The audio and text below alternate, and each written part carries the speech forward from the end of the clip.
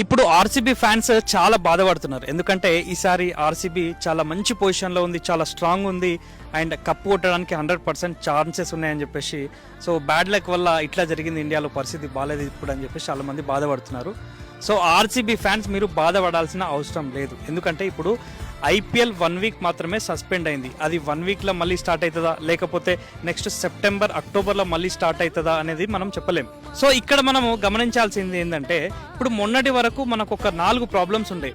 Rajat Patidar ఇంజురీతో IPL ఆడతాడా లేదా అనేది doubt ఉండే. సో తను ఇప్పుడు మళ్ళీ తిరిగి రావచ్చు.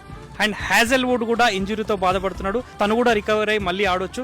అండ్ దేవదత్ పడిక్కల్ కూడా రూల్డ్ అవుట్ అయిండు అండ్ తను మళ్ళీ రావచ్చు. తర్వాత రొమారియో షెఫర్డ్ కూడా నేషనల్ డ్యూటీస్కి వెళ్తాడు, ప్లే ఆఫ్స్కి అందుబాటులో ఉండడు అని చెప్పేసి మనకు వార్తలు వచ్చినాయి. సో ఇప్పుడు తను కూడా మళ్ళీ ఆర్సీబీలో జాయిన్ అవ్వచ్చు. ఇవన్నీ కూడా మనకు పాజిటివ్ రిపోర్ట్సే. ఇవన్నీ కూడా మనం కన్సిడర్ చేసుకుంటే ఆర్సీబీ ఫ్యాన్స్ అసలు బాధపడాల్సిన అవసరం లేదు. ఎందుకంటే